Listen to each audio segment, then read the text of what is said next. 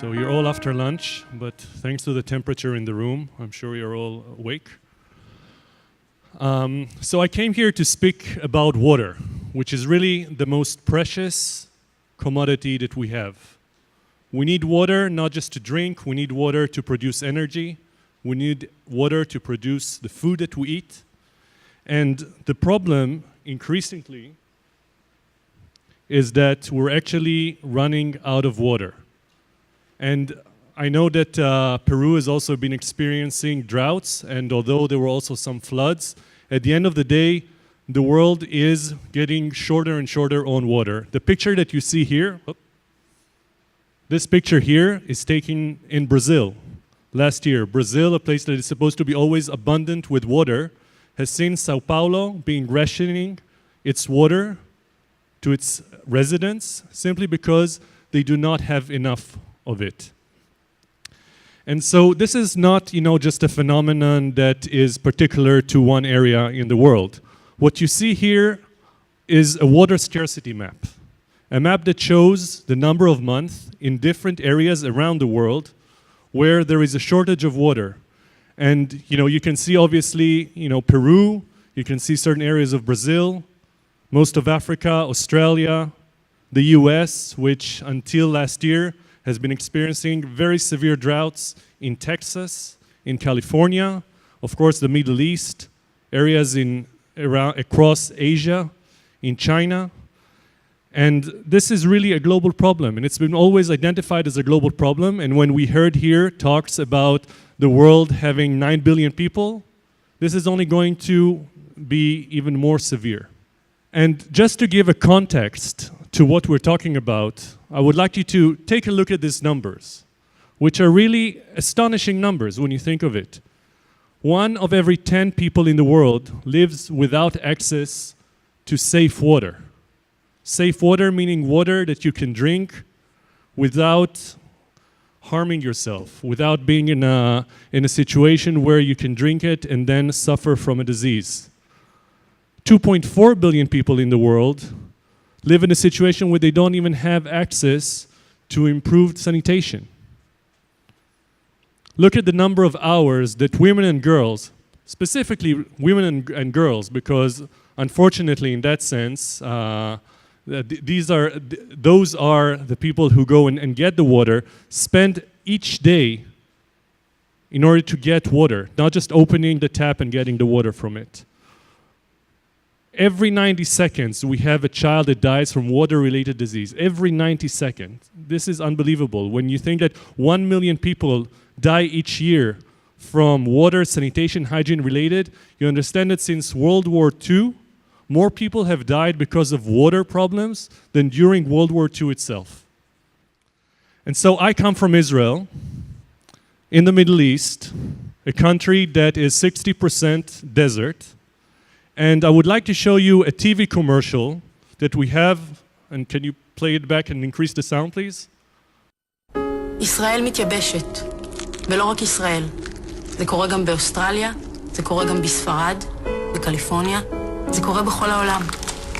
העולם מתייבש, אנחנו מתייבשים, וזו לא רק שנת בצורת, וגם אם יהיה חורף גשום, זה לא יספיק. כי ישראל מתייבשת, ואין. So this was the situation in Israel 10 years ago. And it was a commercial that even until today, when you mention it, people remember it. People remember the image of the face of that woman cracking up. Because, as she said, Israel is drying up. We have no more water to waste. And it was a situation where Israel, a small country, with one main lake on which the country relied. And we experienced drought after drought year. Every now and then we had a good rainy season, so we thought we were going to pull out of it, but then it reached a situation where we couldn't handle it anymore. And so if you look here at the Israeli water demands, you will see that our water demands annually are just above 2,000 million cubic meters. And the water, natural water refill, meaning the water that we get from rain, is a little bit over 50% of it. So we're in a constant overdraft. We're in a constant position where the water that we get from nature is just not enough. And then when you look at it, this is from 2010, but it's pretty much also the situation today. Our water needs are, you look at the households for residential, you look at the agriculture, which just like here is really the main component. You look at what is written there, neighbors. So Israel even today exports water to its neighbors, to Jordan, to Egypt, because of the peace accords that we have with them. And so you think, how did Israel solve its problem? How did we reach a situation where instead of being with this commercial of Israel is running out of water, today we actually have more water than we currently need, and we can export water to our neighbors. And so the answer is innovation. We have turned a really desert country into a country that can create, of course this is like a computer-generated image, but can really make the desert blossom. And the reason for that is innovation. If you look, and this is a very recent, the Global Clean Tech Innovation Index from this year. So you see Israel right there at the top, just behind Finland. There is a lot of creativity, there is a lot of willingness to try. They say that innovation, necessity is the mother of invention. So that was certainly the case for Israel. So I come from, I'm the CEO of an incubator called Hutchison Kinroth. We're also a seed investor. We're part of, we operate under a franchise from the Israel Innovation Authority, which provides also financing alongside us to our portfolio companies. And as was mentioned here before, we are the leading seed investor in the world in water-related startups. We also do clean tech startups in general, so energy, advanced materials, etc. But water has always been our sweet spot, so to say. So I would like to talk to you today about 4 elements of the water cycle. One is desalination. The second is the distribution network. The third is the smart water network. And then about water reclamation. And I want to argue here that in order to solve a water problem, you really need to look at all of these elements. It's not just enough to say, okay, we will produce enough water and that will be enough. That will solve our water problems. That is not the case. You need to look at all of them holistically, and that way you can get a situation where you turn that scarcity into an abundance of water. So let us start by talking first about desalination.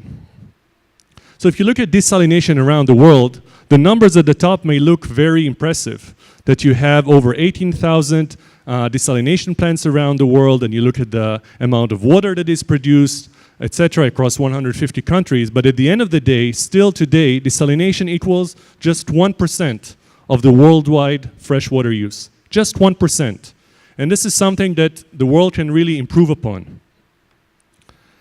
And so if I take you now to Israel, and I remind you that 10 years ago, in 2007, if you look at this graph where we were, hardly any desalination, and you see the green part, this is the desalination, the sea desalination today, you see how much it grew. How much it grew in a very short period of time. And actually today, most of the water used in Israel is actually produced water. It's not natural water. So here are the figures. 80% of the water we drink in Israel comes from the sea. This is one of the highest rates in the world. And about 30% of it, of all the water supply in Israel, is from desalination. And this we do with 5 plants that have been constructed in a very short period of time and produce over 600 million cubic meters of water annually. Now I'm part of Hutchison Group, which is a Hong Kong conglomerate, and we are directly owned by Hutchison Water, which does primarily large-scale water-related projects, and it built this plant in Israel. It's called the Sorek Desalination Plant. It's the largest and most advanced seawater reverse osmosis desalination plant in the world. And just a few figures to show you here. It produces 26 million liters an hour. Just think about this amount. It's a staggering amount. Providing a fifth of the water supply in Israel and doing that at a price which is one of the lowest prices in the world, 60 cents per 1,000 liters of water desalinated. And it's also environmentally friendly. I know there is a lot sometimes of debate about desalination, but if you see here the pictures of the membranes, these membranes, so one of the unique features in that plant is that these membranes are actually hung from, up, down. Typically you see the membranes lying across, so this achieves a smaller footprint. The pipes that are going to the sea, they're not lying on the sea floor. They've been pipe jacked inside the sea, so to speak, so you don't have a big environmental footprint in that respect. And again, it's also very smart use of energy. If you go to that plant at night, the number of people who operate the plant, it's a handful of people for this size of plant. It's pretty remarkable. And so if we look at desalination, and there are different steps in desalination which are shown here. So first of all, you get the water, you do pre-treatment using coagulations, you try to get all the suspended solids out of there, and then you get into the main aspect of desalination, which is the reverse osmosis, the membrane.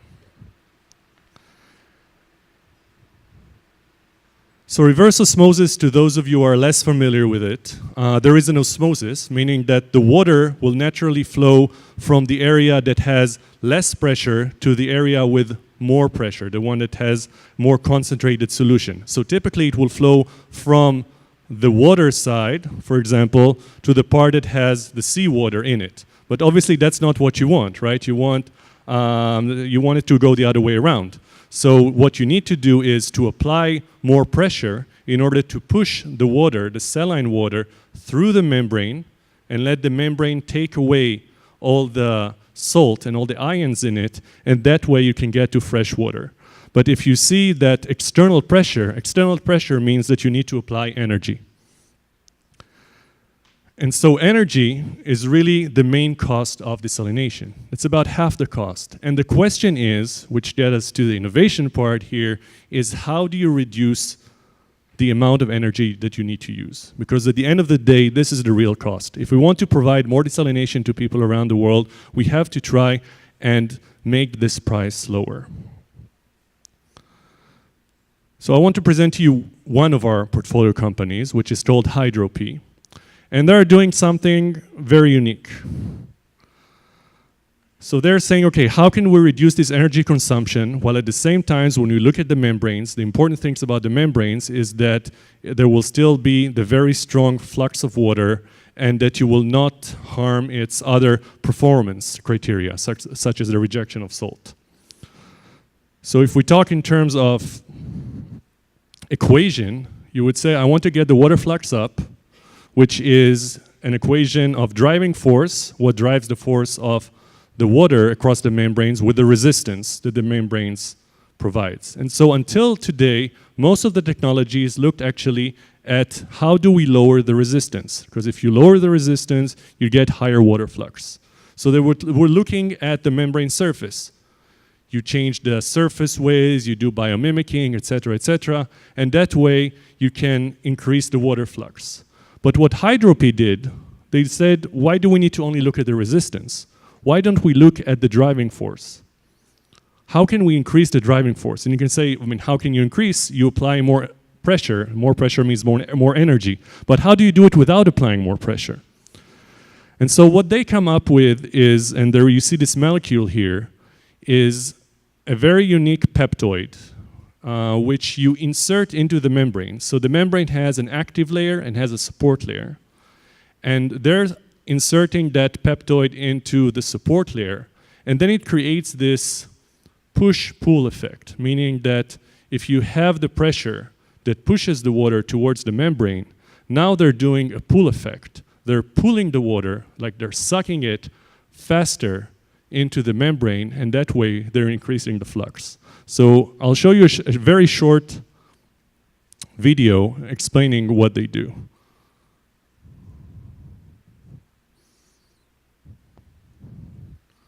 So what you see here, they explains how the membranes are built. and what they do, so basically they filter out. Then they insert their special materials into the membrane, and if you see, what happens is that it sort of starts sucking the water even faster. And by doing that, they can decrease the amount of energy that you need in order to desalinate water. So until now, when it's still in the R&D stage, but they can show results as high as 30% decrease in energy, which is huge when you consider that energy is half the cost, the operating cost of a desalination plant.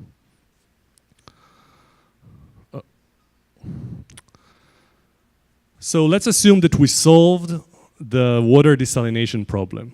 But the problem, it does not end there.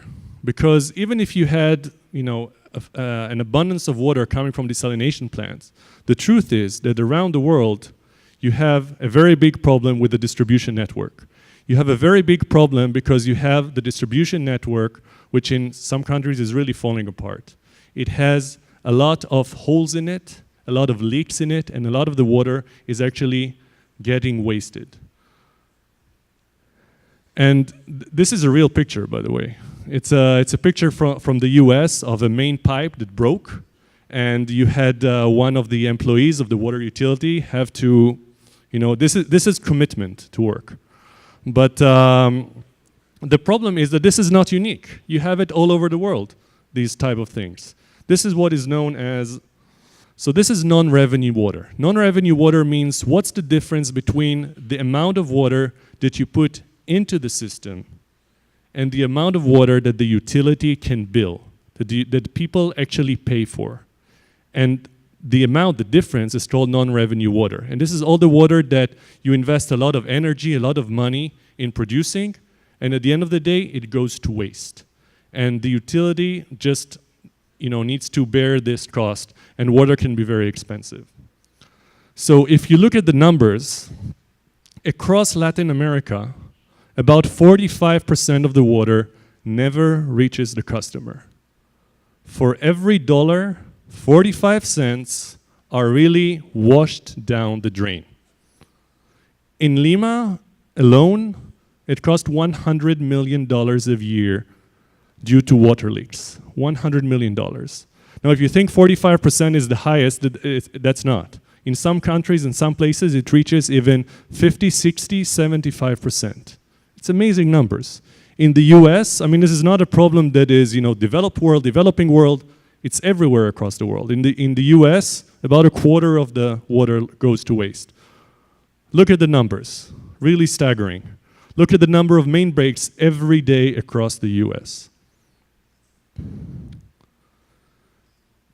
So this brings me to the issue of what do we do about it? How do we fix this problem? Because one of the big problems is you take a pipe, you put it in the ground, and then you don't know what's happening with this pipe. It's a buried asset which you have no control over. So in comes another company that we invested in, it's already been 7 years ago. It's called Aquarius Spectrum. And they have devised a very sophisticated multi-layer acoustic water pipe monitoring system.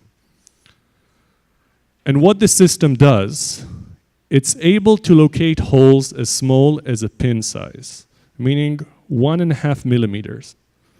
It's super small, but you know that the problem starts when they're small and you need to locate them in order to follow them through and prevent them from turning into the one we saw in the picture before, where you had to get an employee to dive into the water. And so what they have is two types of solutions. The first, the one you see here on the left side, is a fixed sensor. So these sensors are placed on fire hydrants, either above ground or below the ground, and they are listening to the sound that the water makes when it travels through the pipe. Every day, every night, around 2 a.m. or 3 a.m., each two sensors that speak to one another, they send a signal from one end to the other end. And through algorithm, they can hear and they can see where the pattern shows that there is a leak, show that there is something inconsistent And that way they can say that, hey, watch out, there is a leak there. Then the other system that they have, the other solution, is a mobile device. Simply you plug it into your Android, and then you can walk around town, around your pipes, and measure using very simple equipment in that sense, just your phone, and you can also listen to the water pipe system. And then what you get is, for the water utility, you get this. They get it on the screen. Every day when they come into work, if you look here, you see this yellow thing. It's difficult to see, but here, this is the sensor. This is an example of a water hydrant in the city of Jerusalem. We are doing the entire city of Jerusalem. And so what the water utility person sees is a map of the entire water system. They see where the sensors are, where the leaks are, the intensity of the leaks, and they can tell where they need to send their crews to change the pipes. And for the mobile system, when they take it to the field, they can also perform this correlation. So you just send two guys out. One goes here, put the sensor into the ground. The other one at the other end, and they can really pinpoint where the leak is. So when they go and say, here is a leak, they don't need to open the entire street, which is often the case in many countries around the world. They will go to a street and just dig up the whole street and disturb the traffic. They can say, this is exactly where the leak is. And the people back in the water utility in the office can see where the guys were, the measurement they took, and do all of that. Now, alongside that, this is, for example, a case study from the Jerusalem Water Corporation. You see that over the course of just 2 years, we've installed 2,000 sensors, and look at the numbers. A very sharp decrease in the non-revenue water, the number of leaks that were at all discovered, because before they didn't even know they existed. They even can find private leaks, so they can see if water meters are not working well, and a sharp decline in the number of bursts in the street itself. So because also of the price of water in Israel, which is very high, then this has paid for itself in a very quick time. One more thing to keep in mind is, it's not just about locating the water leak. To replace a water pipe costs you $1 million per 1 kilometer. This is on average. Water utilities do not have enough money in order to change the pipes, all the pipes every year. They have a very limited budget, which they need to allocate in a very responsible way. And the problem is that without such systems, they will just replace it based on age. So they go in and they say, okay, this pipe has been in the ground now for 50 years. Let's go and take it out and put a new pipe. And what happens? They may take the pipe out and realize the pipe is in a great condition.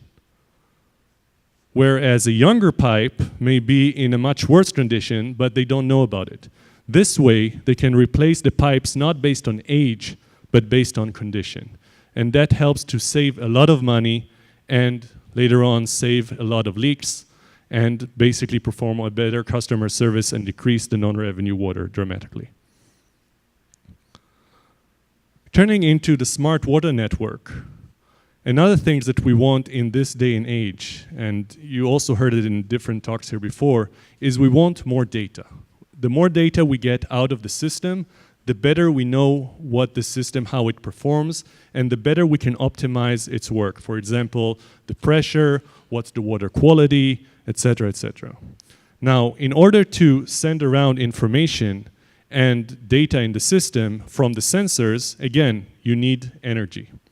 So here is how smart water network looks like. There are the physical layers, right, like the pipes, you have the sensors around there, and then you start building all the different layers of receiving the information, getting this big data, you analyze the information, and then you provide the water utilities with actionable items. But in order to send the information, you need, again, energy. And one of the problems is, how do you get the energy to something that is buried inside the pipe in the ground? So you can say, okay, we'll just connect it to the electricity. But it's not that easy. First of all, because sometimes utilities don't speak to one another, it's on different sides of the street, it costs a lot of money, solar panels are not always working well in certain geographical locations, or they get stolen, or they're just a little bit ugly there in the street. And if you use batteries, then the more data you want to send, and the more frequently you want to send it, then the more often you need to change those batteries, and that also costs money. So what's the solution? The solution is almost very intuitive. Why don't we use the water that flows inside the water pipe itself in order to power all these sensors and data loggers? So this is another company called Hydrospin, and this is just what they do. They insert a micro generator, which can generate up to 20 watts of electricity, and then which in turn charges a rechargeable battery. So during the day, they rely on the water flow. During the night, when the water level goes down because people are asleep, then the battery kicks in. And so you can get 24/7 the energy you require. It's green energy. Everything is inside the ground, it's safe, and you can get as much data as you want and where you want it to the water utility. Because currently, a lot of water utilities put the sensors not where they want to, but where they can. And this is, by the way, also true of certain agricultural usage. Because if you want to use, for example, a chlorimeter out in the field, it's very cumbersome to go there and to find the right location and to change the batteries, and this again helps to solve it. Generate the electric energy needed to power monitoring devices that harvest data all over the water network. Hydrospin is the response to the need for an efficient energy solution for the water monitoring industry. Hydrospin's innovation produces microenergy from generators within urban water pipelines. So what you see here is the swing mechanism to prevent the generator from overheating, which sometimes can be caused, for example, let's say you have a lot of snow, which melts, and then you have a very quick water flow. So if you didn't use the swing mechanism, it may burn. But when it detects that it goes above a certain speed, it will just go up and then afterwards go back down. And so, we looked at all of these, the desalination, the water network, the smart water network, and we get the water to the customer, whether, it's residential customer or to other commercial customers. But then one of the main elements, and very important element, is how do we reuse water?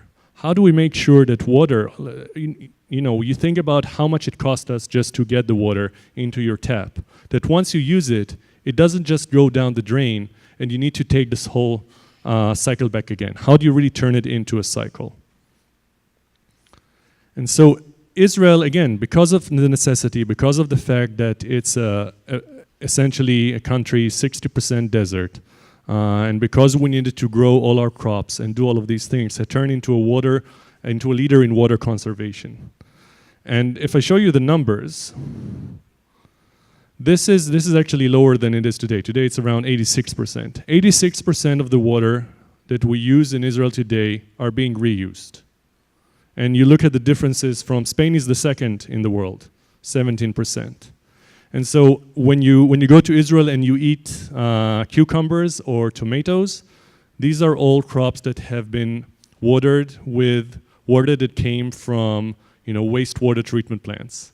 And it may sound to you like something which doesn't. It's good that I'm telling you this after lunch, but this is really the water reached such a high level of purification through tertiary treatment that this is no problem at all.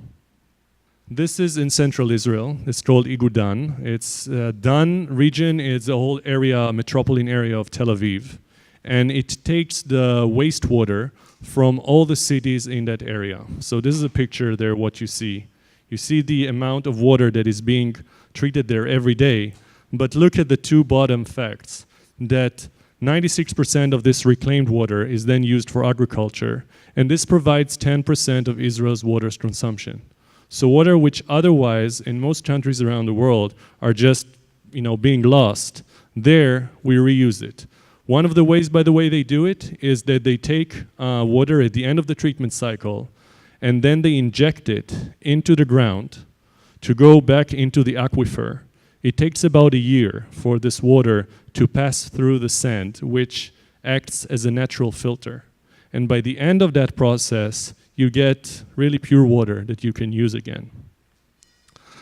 But what I wanted to talk to you is another aspect of water reclamation. And this is water that is polluting, but it comes from agriculture. So typically, we think of agriculture, of course, it's something good, but many times when we use the fertilizers in agriculture, we use nitrate. And nitrate is important for providing the plants with the oxygen and other elements that they need. But if you have the water that runs off from all these fertilizers, it runs into the ground. And then this causes nitrate to be the most common chemical contaminant in the world, groundwater aquifers. And this causes blue baby syndrome, which means that it impairs the ability of the blood to carry oxygen. And in babies, this can lead up to death. And the blue baby is the reason because the babies turn blue, and it can lead to death. And if you look at the numbers that are mentioned in the point at the bottom of the slide about the number of water wells in India and in Africa that are contaminated by nitrate, you understand that this is really a big problem. And again, this is a problem that is prevalent around the world. You have, for example, this is in the US. You look at the contamination map. So the regulators in each country set certain limits, certain thresholds for the amount, the ppm, the particles per million of nitrates that are allowed in the water in order to use the well. But once you exceed that number, then you cannot use the water in that well unless you treat it. And so there are various ways of treating it. For example, you can bring in good water, so to speak, but then think about the waste. They use for ion exchange, but the problem in all these other methods is that at the end of the day, you still have what is known as brine or byproducts that you need to get rid of, and a certain amount of water that is being lost. And because Hello Tomorrow is about taking innovation from universities and bringing them to the real world, so this is another company that we supported. It's called Well-to-Do, so it's a bit of a word game. But we've taken it from the Technion University in Israel. And what they do is they turn this nitrate, the NO3 minus that you see here, into a nitrogen gas. And of course, nitrogen gas can be very easily released to the atmosphere. So you don't get any byproduct whatsoever. How they do it adding hydrogen with a hydrogen converter. They use catalytic modules, so this is how also membranes are packed. And they use certain nanoparticles of palladium copper that they impregnate on activated carbon cloth. And then they use these modules and they can pack it into a system which is about the size of a container. And it can reduce the amount of nitrate from whatever level you started to whatever level you need to get to. And so this is very modular, it's very effective even in small rural communities, or otherwise building a big system there would just not be very economical. And this is a way to do that without having any byproducts, and a way to do it saving all the water that you need. So we really believe in fighting for every drop, because every drop counts, and this is one of the ways to doing that. I want to say just one more word, which is not about technology, which is really about education. And so this can be one way to educate, but actually beer is made mostly out of water, so that's not a very good sign. But seriously, what I wanted to say is this is one of the signs that we have. It's very abundant in Israel. which, as you see, it talks about, when you take a shower, that when you use the soap and you like to sit there and let the water run on your back, which we all do, then they ask you, please don't do it, because it wastes a lot of water. The same goes, when you brush your teeth and you just let the water faucet open, or when you shave, and it goes to a lot of different things. But I really believe that technology is super important, but education, to be aware of the amount of water that it takes in order, for example, to make any of the jeans that we wear or the food that we eat, is equally important. Because once you have the awareness, you also have the demand by the public for new innovative ways and ways to appreciate and fight for every drop that we have in our faucets. And so our vision is really to have everyone with access to water, clean water, safe water, and we believe that through these innovations and others, we can get there and help solve the big problem of the world that deals with water shortages and ensure that we can still be here and enjoy all the things we enjoy today, also in 20, 30, 50, and 100 years from now. Thank you very much.